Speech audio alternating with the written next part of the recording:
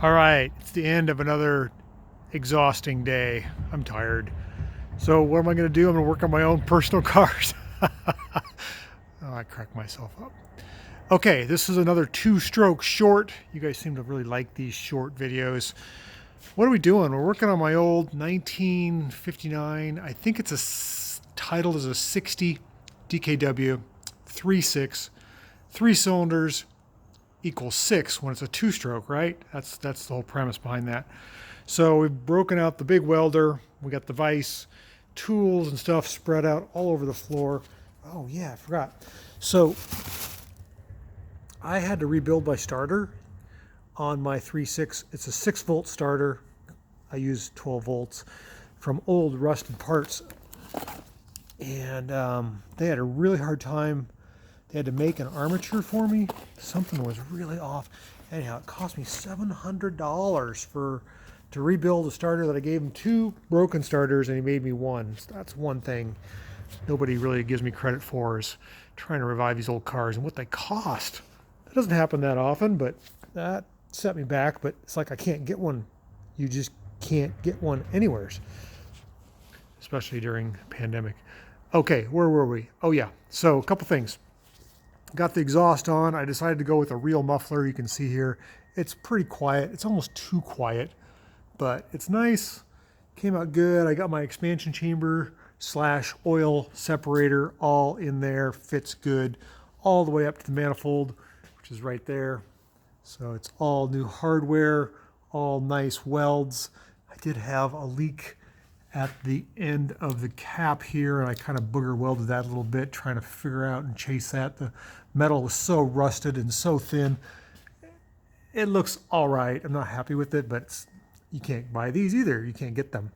So 1.5-inch pipe all the way out the back, right through the axle and to the muffler. And that brings me to my point is, I don't know if you guys remember, but the other day I was complaining about this wheel brake dragging. The brake is dragging a little bit, but there was something way more unobvious going on that I had no idea how this happened. But this tire was rubbing on the inside of the fender. This axle has shifted. In other words, it's a cross leaf axle, like a Corvette leaf springs. And you can see I've got my bottle jack jammed up in there with a 2x4 pressing against the frame structure, trying to push this axle this way so I can at least get a finger between my tire and the body.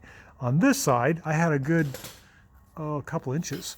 So I've got it, now it's a little tight on this side, but I had to get up in there, loosen up the U-bolts for the center spring pack, and use my bottle jack then to press the axle over to the side. It just popped like crazy.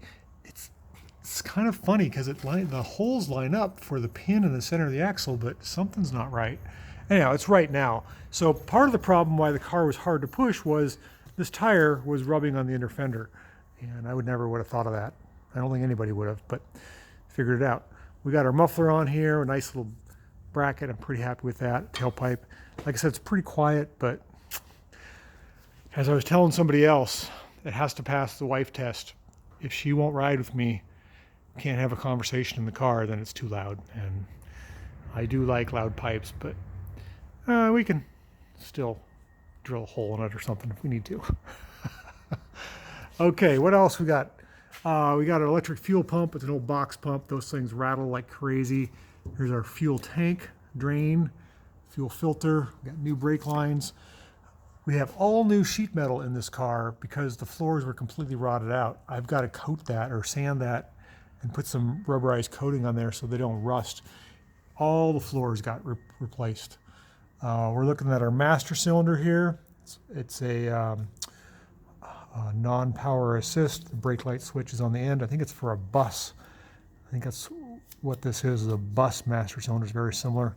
Our clutch, our CV boot, which is broken. I get some of those. Our transaxle. We're doing a whole undercarriage inspection. This car had a V8 in it at one point in time. I put a V8, so I ended up cutting parts of the frame to get that V8 in there. That's all back together. I also had an idea. I was going to put disc brakes on this car, so I ended up cutting up the backing plates trying to get... This car's been through a lot of itinerations. It's now complete and running, and I hope to be driving it soon once I get some of the body stuff worked on. So I think that's going to do it for the short for today. You can see I've redid this whole back trunk area. I don't remember how I did that. I think I just scraped it down and painted it and bed lined the inside. You got to start with the outside and work our way in, right? I mean, we don't have any padding. We still have a little rust in the doors, but it's not too bad. This thing's going to shine again someday. All right. I think that's going to do it for our two-stroke short for today. Let's get a good look at the car as we do our outro. There it is up on the rack there. It's original paint. I might keep some of that, but we'll see. All right. Thanks for watching. Thanks for staying tuned. Thanks for supporting me and my two-stroke car habits. Catch you on the next video.